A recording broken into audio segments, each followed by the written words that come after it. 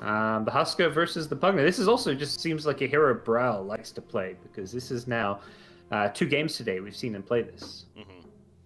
That's right. 3 out of the 4 games in total today we have seen Husker.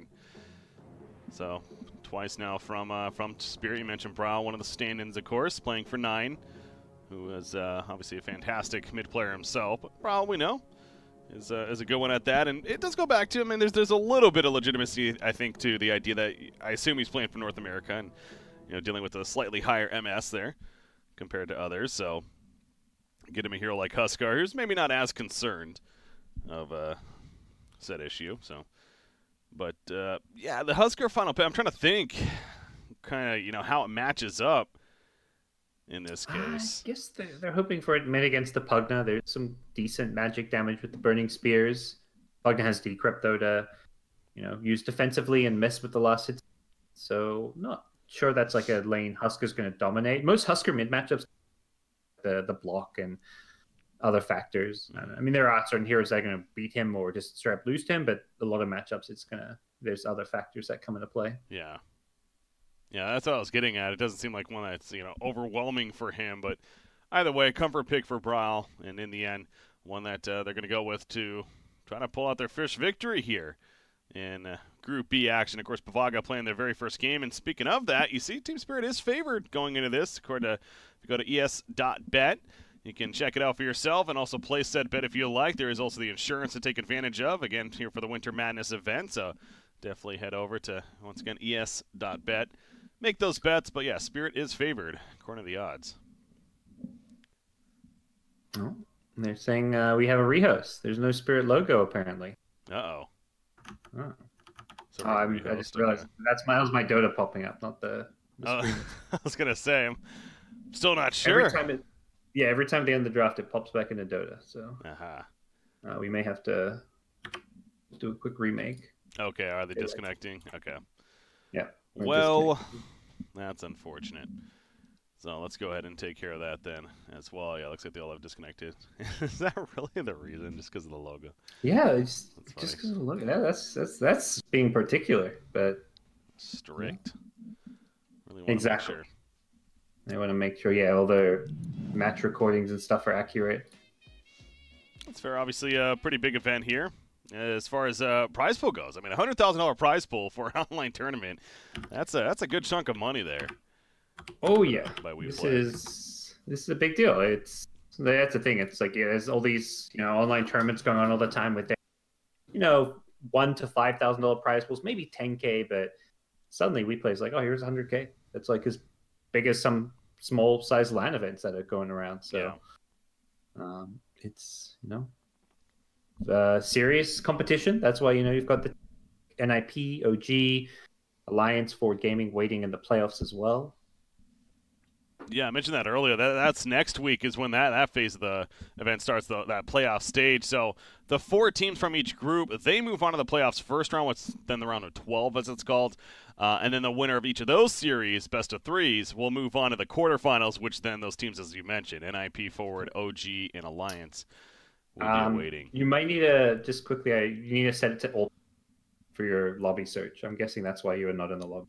Oh, yes, that would be why. I've made that mistake many a times. Yeah, I was looking for it. The players are just saying go, and I'm like, oh crap, you're not in. Here, just made it. We're good. Okay. There we go. Saved. Okay. Don't worry, I'm still waiting for the Chinese casters. So. Okay. Whew, wasn't last. Got that going for me.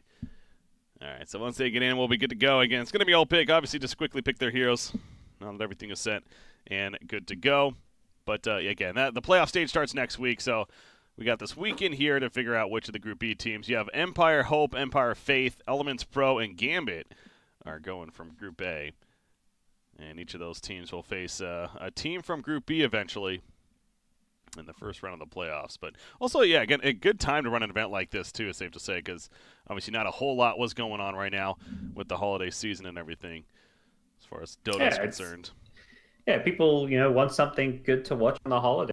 That's why, Christmas Day, there's basketball and football games all day. I watched like 8 hours straight of NBA on Christmas Day, and that's people here want to watch some Dota. You know, why isn't there Dota on Christmas Day? I would have been watching that. But... That's true. Maybe that's something that could start that trend next year. Yeah, I don't know. I don't know how the teams and players feel about it. I don't imagine the players are doing so entirely excitedly in those professional sports. Yeah. Although apparently it is like, you know, a bit of like an honor to get to play on Christmas Day there. So maybe they do enjoy it in some. Like you said, I think that whole guaranteed money thing is pretty nice for the traditional sport players. So that's true. They get that to take advantage of, and yeah, an honor of sorts, but understandable. Enjoy your holiday. It's good to spend time with family, of course. Yeah. Life isn't all about Dota, even though it's a big part of it. All right. I mean, for us viewers, you can combine spending it with family and Dota. Yeah. That's what we need. But you know, the players, they unlike professional sports, much fewer of them have families and kids and things, so they can give up their Christmas days. Yeah, all these youngins that are here. All right, so it looks like we are back into the game now, as you can see. So here we go. Again, Pavaga versus Team Spirit. Just this one game series. Again, Spirit 0-1. Pavaga playing their first match here of Group B. So go back to, was that final pick Oracle, then the Huskar coming out for Team Spirit on their side. And early on, we could see some battling taking place as, let me make sure to unmute the stream. There we go. Gotta get those game sounds in there. Not going to happen, though. Hi, Gyro. Great classic combo, but not necessarily the strongest of lane itself. We'll see how they fare down here against the Lich, Brimstroke, and even PA. It looks like a bit of a tri-lane for starters. They're going to try and pressure them early on and then probably TP a support top, but already we see IO Gyro actually swapping it up. Thinking about it at least, yeah, obviously noticing that aggressive tri-lane. Do not want to fight into it, so they indeed are heading towards the top lane. Going to make their way all the way up there. Cheshire Cat here on Centaur is making its way to the bottom instead. The battle begins. Top lane, it looks like Spirit's going to get a third rune, so it'll be a 3-to-1 rune advantage because of the lane swaps. Team Spirit having that to take advantage of, but once they also see this lane swap happening, I wonder if we're going to have a TP coming out right away, but they're going to try to go for a first blood here at the bottom. Could work. It might just force a TP. We'll see. I think I mean, with an Inkswell and a Frost Shield, that's what I was talking about. That combo, man. Yeah. There you go. There's the Inkswell. No Frost Shield. Instead has a Frost Blast. Oracle is here with the Fortune's End, though, and it'll help to make sure to get away. So, close call, but no cigar. You know, put him underneath the tower with the creep wave, and I'll see if one of those supports does go towards the top lane. I don't imagine you want to go for a full-on tri-lane here. Yeah. So right now, Hestajo Rotten finding himself by himself at the top side, but even that, he's kind of running at the IO Gyro. Obviously, IO level 1, you know, just with the tether. Doesn't have that heal even necessarily just yet unless he's taking damage himself, so... It's not, so the two Spirit supports body block the two camps down bottom. That was oh yeah, quite the coordinated effort. Like just based on what I saw on the mini map, and now they're going to come in and look for a kill. Not quite enough damage. 1 or 2 more right clicks. I think that they've got it. Yeah, just enough right there. I thought he might have got vision there, or the lack of vision coming into play to survive, but they barely got those auto attacks off in time to secure that kill. So they're keeping the tri-lane up. Centaur, of course, comes back to the bottom lane, but now the tri-lane is going to go away. In fact, Phantom Assassin looks like she's TPing to the top lane. So Team Spirit doing a full adjustment right here. I'm going to see if Pavaga, you got to think Pavaga, as soon as they realize this, they're going to make an adjustment themselves. But they're trying to bait this out. They're going to go on to Palantimos. Skidder running in. The Phantom Strike forward with that Inkswell. It is going to hit. And there's not much more IO can do. A quick kill with the Fairy Fire and the tether up. It is going to be enough, though, to keep him alive. Just barely, but it was. Yeah, they may not be happy with the Gyro up here, though. He's not getting much farm whatsoever, so we'll see if he does make any moves towards the bottom lane, but I think as soon as you start playing this lane swapping dodge game, you're going to find yourself wasting a lot of time and missing out on a lot of farm. Gyro may just have to stick it out a bit. Oh, middle lane right now, Pugna. He is fantastic with that CS. 13-4 against an 8-1 Huskar. I mentioned that Decrep spam. Something very annoying for Huskar to deal with amongst really any hero. Huskar especially, though, you figuring being disarmed kind of sucks when you're going for those last hits. Clearly coming into play. Yeah. Yeah, Pugna's having a great time. So yeah, apparently, and this is their last pick. So Bryle somewhat wanted this matchup at least, and this is Pugna, who now doesn't have to worry about the magic resistance on the Husker. Bottom. Slaughter, you're probably dead.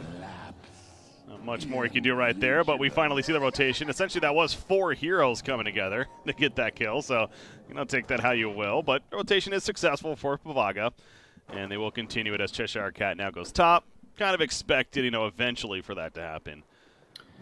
Yeah, they are getting into the lane swap game, though. We'll see if it's going to continue this way, or if Spirit lets the Gyro get some room to farm.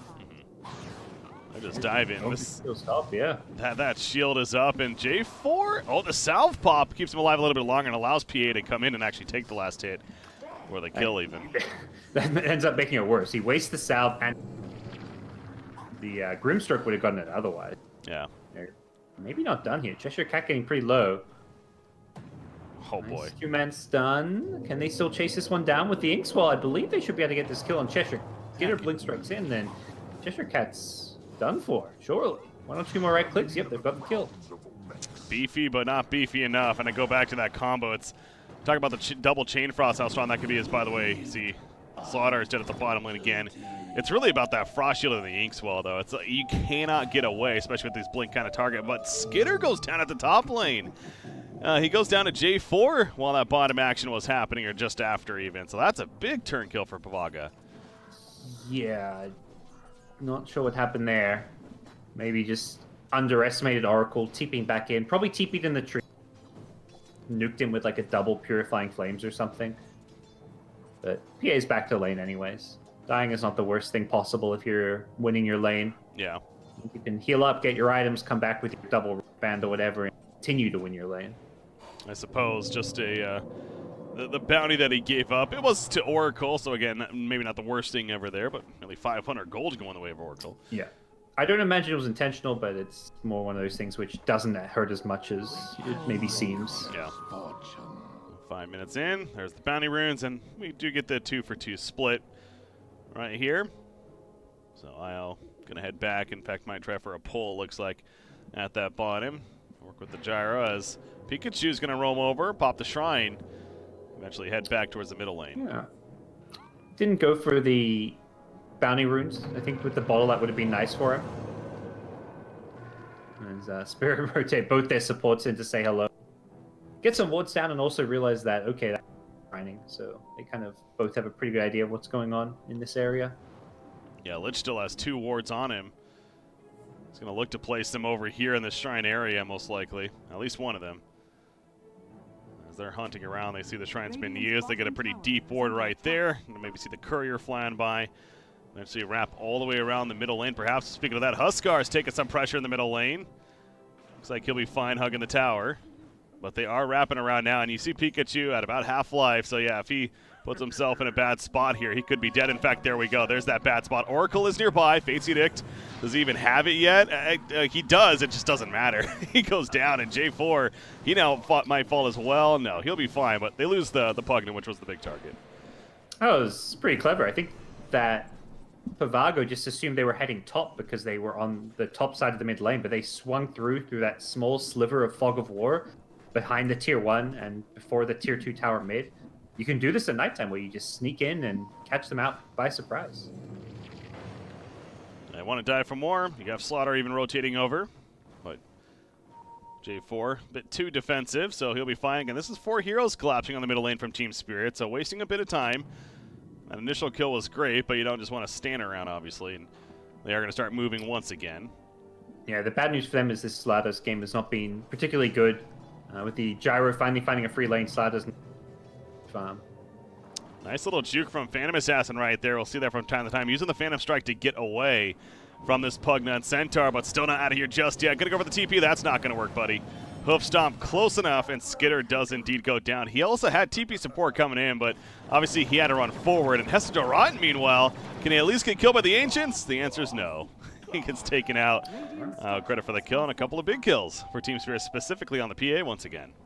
Yeah, Pavaga's having a good time here. They're getting some kills. Their gyrocopter found a lane, and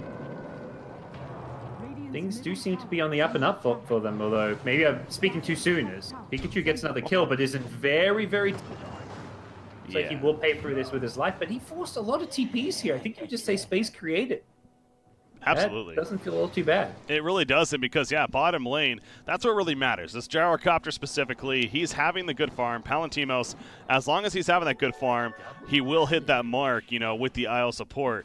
They could just kind of group up and start pushing that death ball push, and Team Spirit ideally will have trouble dealing with it. Now, they do have the double chain frost, so that in itself, of course, is good. But until PA has that BKB, I think it continues to be very safe to say Pavaga will feel pretty confident about their chances. Yeah.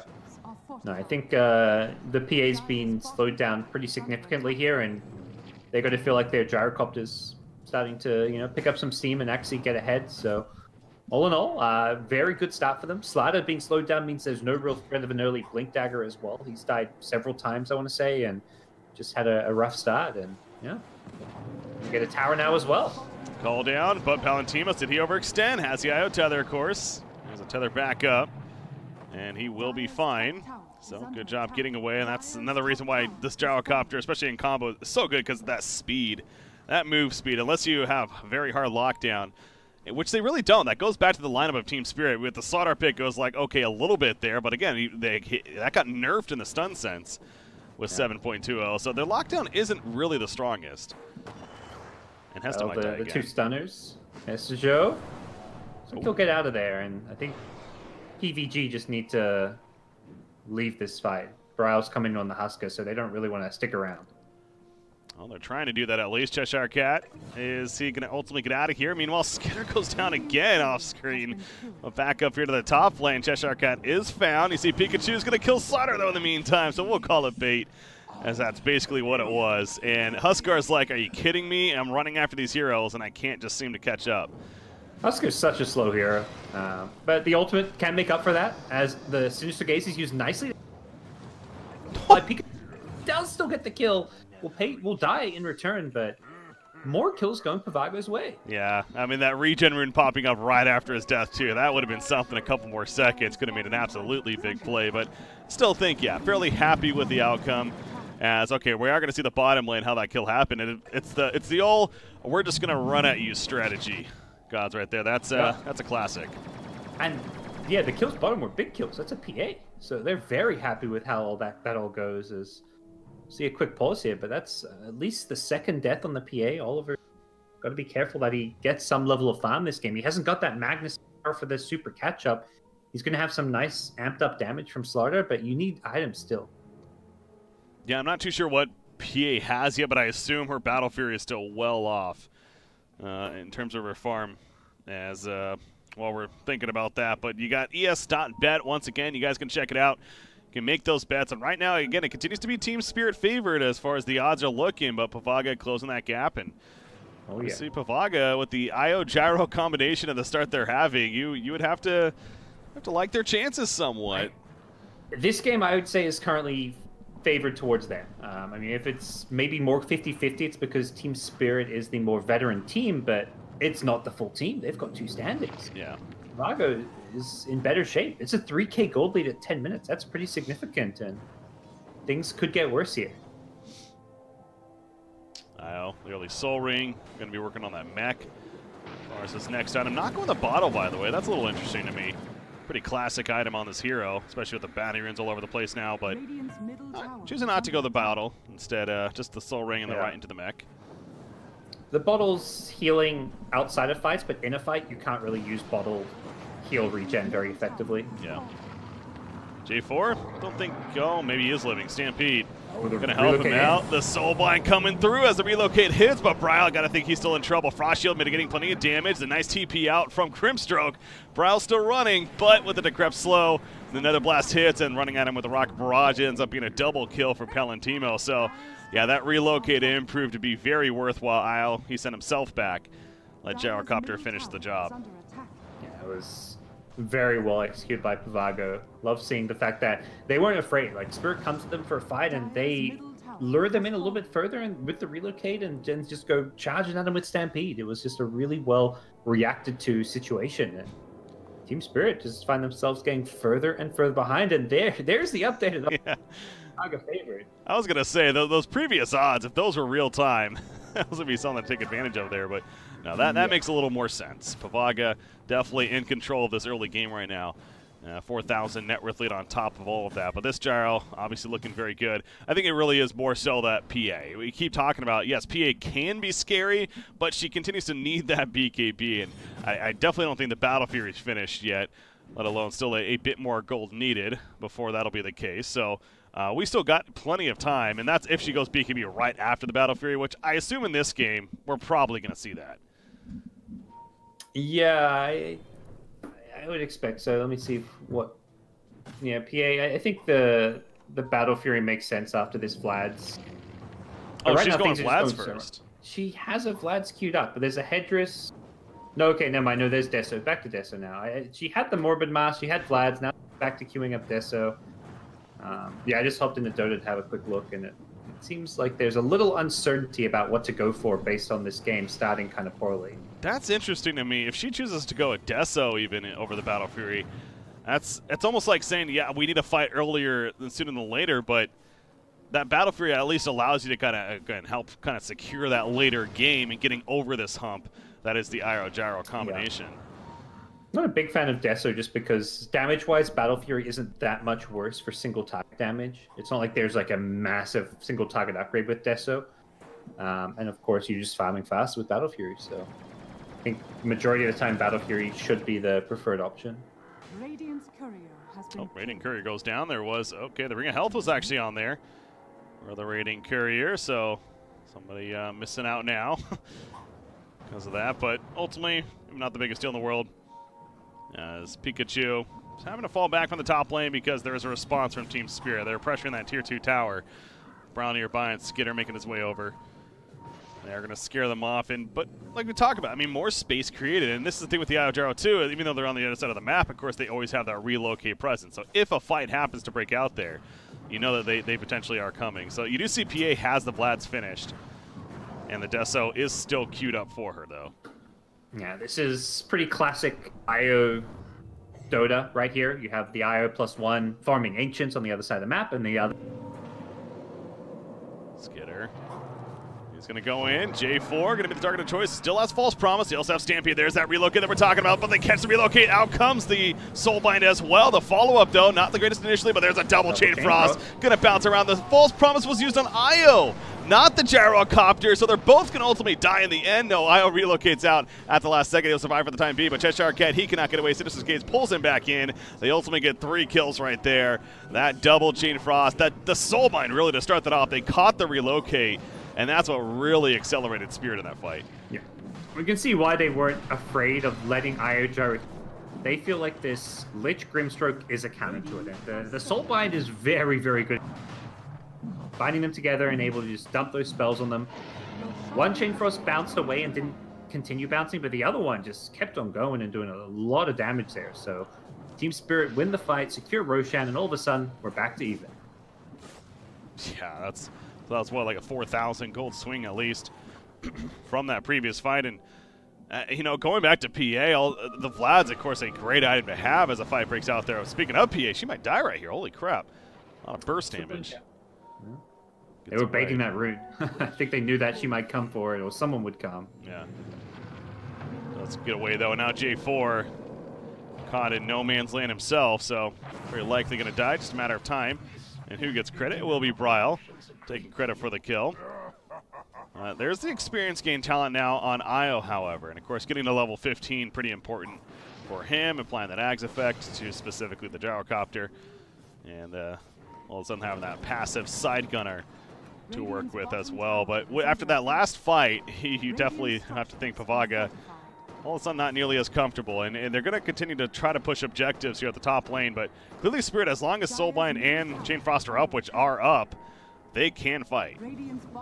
Oh, yeah. I think when, Spirit have their ultimates, they're not going to be too afraid of Io Gyro. Particularly pre-level 15 and pre-BKB. I think this immensely so that he just doesn't get destroyed when that Chain Frost comes out and he's soulbinded to an Io or something.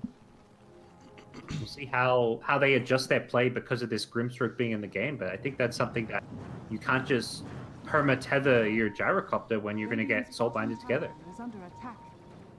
They're rotating top lane with the smoke. Big chance here for Spirit. They're going to catch Palantimos off guard completely. There's that double soulbind again, and the double chain frost. Absolute disaster for the two. I mean, that was just perfection right there from Spirit. That's what it works out as well as it could. There was nothing else nearby to affect the chain frost. Yeah, that damage. I don't know if we get it. I don't know if they're about fight recaps here, but it doesn't look like it. But that Lich did a lot of damage.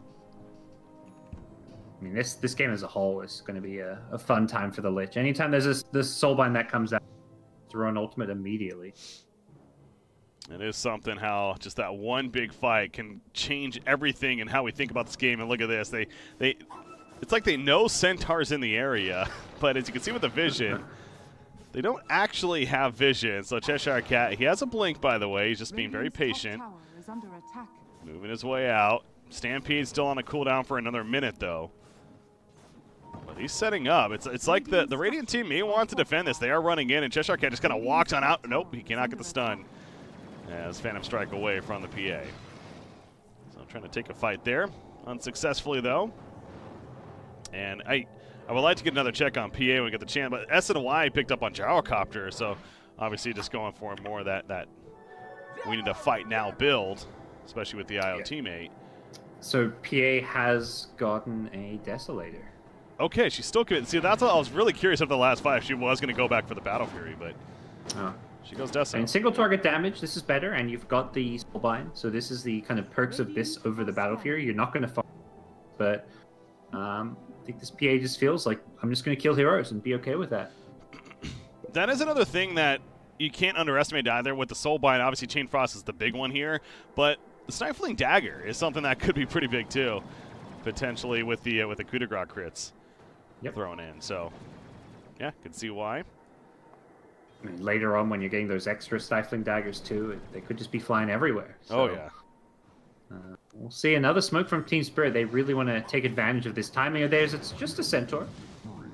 He's a core hero, but not the biggest of core heroes. Yeah, he's underfarmed. Albeit he has more farm than Slaughter, to be fair. Slaughter is also... Both offlanders this game are struggling a little bit. But they find the free kill there. You mentioned with that Deso pickup on Skitter, obviously hitting very hard now. And he does have the BKB queued up next. You had to think that was coming out soon. Yeah, we're past. I think if you don't go Battle Fury in your first 2 items, it generally doesn't come out at all. So I don't think we'll see any Battle Furies this game. Trial. Yeah, you can just TP out. No. It's caught out. And now with the resurrection of the Aegis, don't think that's going to mean too much. He'll battle.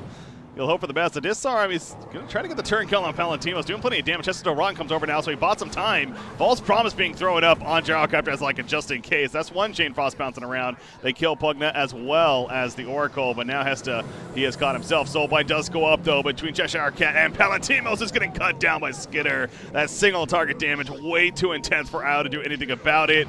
And now Io's also dead. It just completely goes in favor of Spirit all of a sudden. So obviously a very worthy Aegis and a death from the Huskar there as they get 5 kills in return. Yeah, that PA just kept throwing spells, kept jumping from one target to the next, destroys the teamfight as a whole, and just, you know, Huskar Brow stays alive long enough. It's the same thing as the Huskar game where they're just kind of baiting it. He's just has this Aegis, he's buying time, and his team is instantly running to him the second he's in some danger. And yeah, he does end up dying there, but it's well worth it as they convincingly win the team fight. And you got a blink now on the Grimstroke. So as far as getting in there, I mean, he's already been able to have great positioning, of course, and get these Soulbinds off, but that'll help that much more as far as that positioning is concerned. Arcane Rune also going to be spawned right there. But yeah, the BKB, by the time another fight breaks out, you'd figure Phantom Assassin should have it. And I believe Huskar was working on his as well, so they potentially we're going to see both cores get in the BKB. Yeah, there'll be a lot of BKBs coming into play, which is where Gyro is not going to be able to do a whole lot of damage, but at the same time, the Grimstroke Lich combo will be slightly less potent as well. I know it kind of comes down when the BKBs come into play. It's like who can Like if you could BKB and guarantee kill, which is something PA is very good at, that's when Team Spirit can look a whole lot scarier. Whereas you don't want to just be using BKBs to stay alive. You need to make sure you secure those kills and objectives. Yeah, you see those items coming out. There is the BKB on Huskar. Vanguard picked up by Centaur. Mech picked up by Lich. That feels old school to me. That's something. Yeah, it is. That's like back in the days on Liches. Yep. Coming out here though. I think for Pavaga, it's very important that they use this Centaur Stampede to kind of disengage from the BKBs. Like if PA Husker BKB, they've got gap close. They've got Blink Strike. They've got Life Break. You need a Stampede and get the hell out of there. Because you do not have physical damage or any ways to fight into BKBs. Yeah, I see Jaro with one of his own top lane. Pikachu's already setting up. I want to say that's a level 2 Dagon. Yeah, it looks like it. Still has 3 recipes to purchase, but level 2 Dagon now, so has that burst against Bryle. If he's not careful, which right here, they're going to go for it, and it is enough upfront burst. J4 credit for the kill, however, might come at a cost. IO, again, going to be saved by the false promise. A call down on top of the Palantimus bosses. BKB, they're scaring them off. Chain Frost is bouncing around, but Hester Ron, he's definitely dead. And now it's a runaway game for Team Spirit. They lost 3 in the process. Skitter making sure to get to his teammate. Well, not having a save means when that Husker gets jumped on, blown up. He may have a BKB or whatever, but he's not able to get it off. Did he have his completed BKB there? Yeah, he did. Yeah. He just didn't get to use it. Yeah. Yeah, He got bursted instantly. He melted to the Dagon plus Centaur stun. The only way that goes well for them is if he has miraculous reaction timing and BKB dodges the Centaur stun. And hey, they're not done. They find Skitter as well. They just suddenly Pavaga's like, oh, guys, forget about us. We're still in this game. Well, that was old Pikachu. He literally was following the Phantom Assassin with an Invis rune that whole time after the last fight. For a good 20-plus seconds right there, hunting him and just waiting for the right time to actually jump, which he found. And you saw that burst damage that he does alone. I mean, we saw it just before in Huskar, but in PAP, basically went from 100 to 0 from Pugna alone. Right there. So the Dagon proven to be a very good choice for Pikachu. Making immediate use of it. So this game is, we're swinging quite a bit, guys. As we had that previous fight earlier on that put it in favor of Spirit, and you figure that was going to start accelerating their cores, but not so much. Pavaga, they're standing their ground, and they've kind of taken back a bit of momentum. It's definitely an interesting draft. I don't think there's like at least to me, like a huge obvious winner in the ultra late game. I think Io Gyro is scary in itself, but PA, great single target burst. Huskers, maybe here you're worried about falling off a little, but on the Radiant side, you've got Pugna Decrep, which is a way of saving people against this PA. So I think both teams have their ways to win fights and take a late game. Well, and I also look back at that item choice now, Phantom Assassin again, not going to Battle Fury this game. As far as her scaling goes, it's not going to be as accelerated as if she did. Again, hindsight thing to say, and who knows how different the game overall would be, but it's worth keeping in mind as this game does progress on.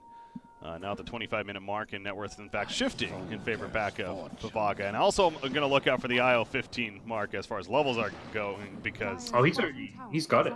Is he really? Jeez. I think he got it after that last team fight they won top. I suddenly saw the... yeah, level 15.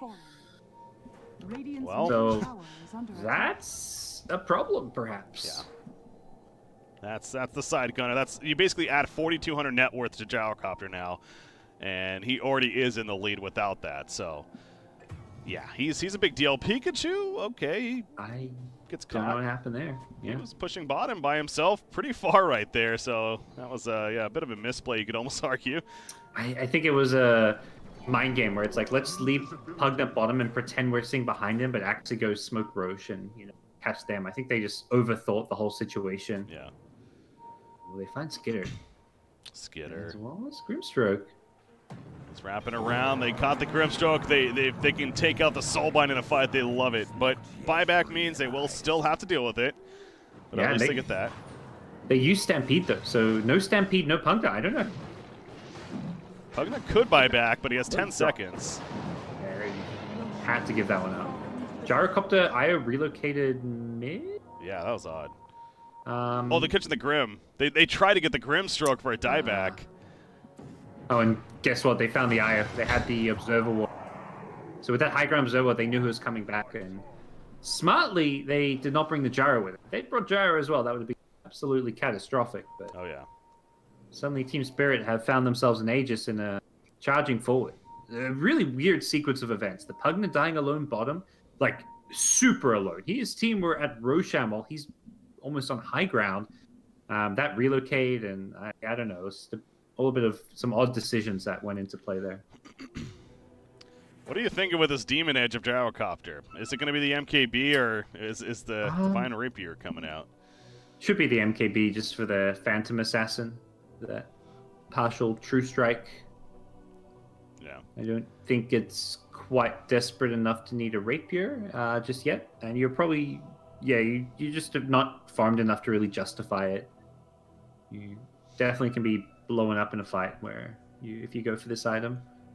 I also don't imagine they felt like they were losing, maybe up until that last 2 minutes ago. Like the game was going fine for them. True. Just so happens that they lost Pugna and lost Roshan, and now there's Aegis and Cheese on Diamond, so it is definitely no longer in control for them. Yeah, that's always important to remember as a spectator. We have access to all that information as far as the gold leads and how the farm's looking on every single hero. But as a player, you don't necessarily have all that information.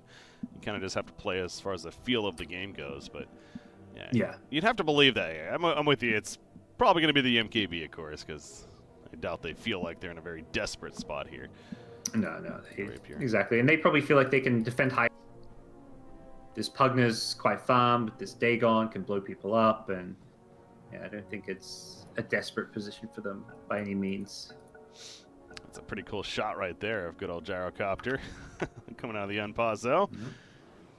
So we're good to go. I saw IO working on the Holy Locket earlier, by the way. That was an interesting new item. Obviously, one of the heroes that did come to mind was IO. The build-up is very clunky, but ultimately, if you do manage to get it, it no doubt is a nice enhancement to have.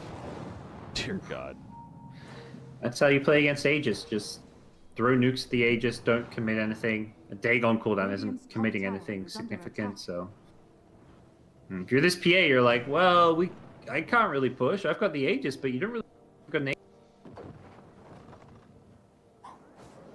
But she can fix that. Goes to some Ancients with the Vlads, life steals back up. Almost back to full now. J4, he's in a troublesome spot. I don't know about this one, J4. Yeah, I mean, I guess it's the idea of pull them away from your base, but he doesn't even have a buyback. So that seems a little odd, because now he's out for 45 seconds. Another pause here, fortunately. But, yeah, I'm not too sure what the whole game plan was at that point from Mr. Oracle.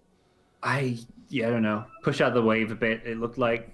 But your opponents had already, taken Roche and all that. Like they were going to go hunt you down.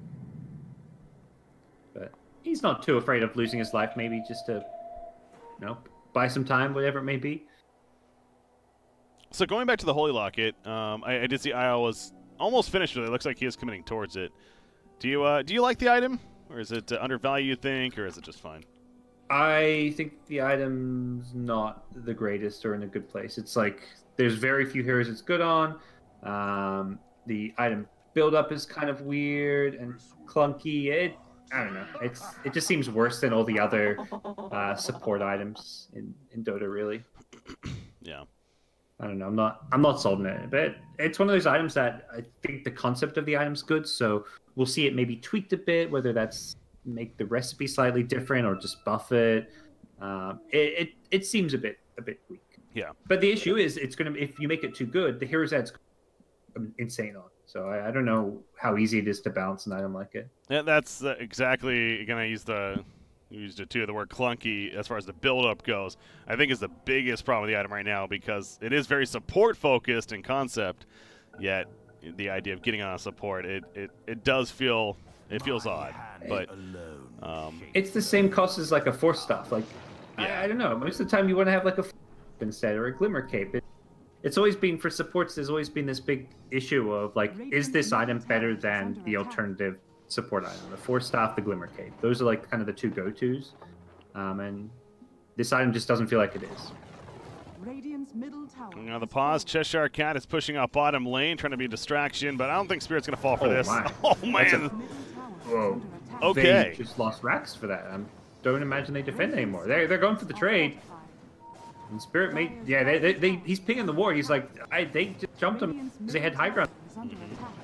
I was going to Spirit say. even need to defend? Okay, they will. They had to have vision right there. So Spirit, they're going to start falling back. They get the melee racks. But now realizing, yeah, we can't just let them get a tier 3 tower. The Crush is going to miss from Slaughter thanks to a Stampede use. And a blink out.